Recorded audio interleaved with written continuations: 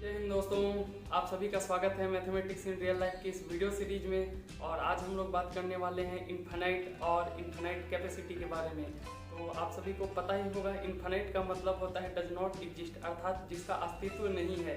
इसको बहुत ही सिंपल शब्दों में अगर हम लोग समझना चाहें, अगर हमारे पास कोई एक वस्तु है और उस वस्तु को हम दो भागों में विभाजित करते जाएं तो हमको पुनः एक नया भाग मिलता जाएगा और उस भाग को पुनः हम और दो भागों में विभाजित कर सकते हैं।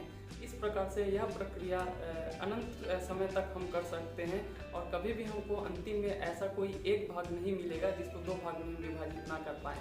तो ये है हम लोग का अनंत का कॉन्सेप्ट, इन्फिनिट का कॉन्सेप्ट। इसका मतलब यह है कि इन्फिनिट एक ऐसा वैल्यू है जो एग्जैक्ट नहीं है या जो फिक्स्ड नहीं है, वो एक पोटेंशियल है और एक इमेजिनेशन टाइप सा है। उसको हम एक वैल्यू मान सकते हैं किंतु हम उस वैल्यू में कभी भी नहीं पहुंच सकते।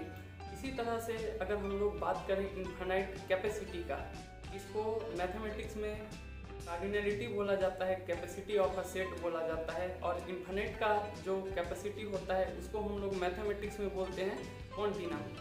तो कॉन्टिनम एक इन्फिनिट सेट का कैपेसिटी है। अगर हम बात करें इन्फिनिट का, तो इन्फिनिट एक पोटेंशियल वैल्यू है, वो एग्जैक्ट वैल्यू नहीं है, उसका अस्तित्व नहीं है। किंतु इन्फिनिट कैपेसिटी अर्थात कॉन्टिनम का अस्तित्व है।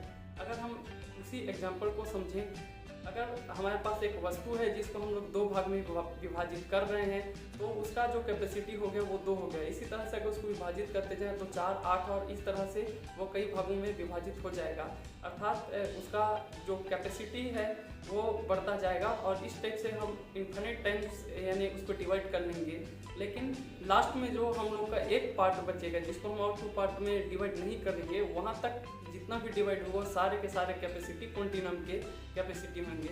इसलिए यहाँ पे जो कैपेसिटी है अर्थात जो हम उसको डिवाइड कर रहे हैं, इसमें कुछ भी इमेजिनेशन नहीं है, ये सारे के सारे एक्चुअल वैल्यू हैं जो पॉसिबल हैं। यही कारण है कि कॉन्टिनम का अस्तित्व है।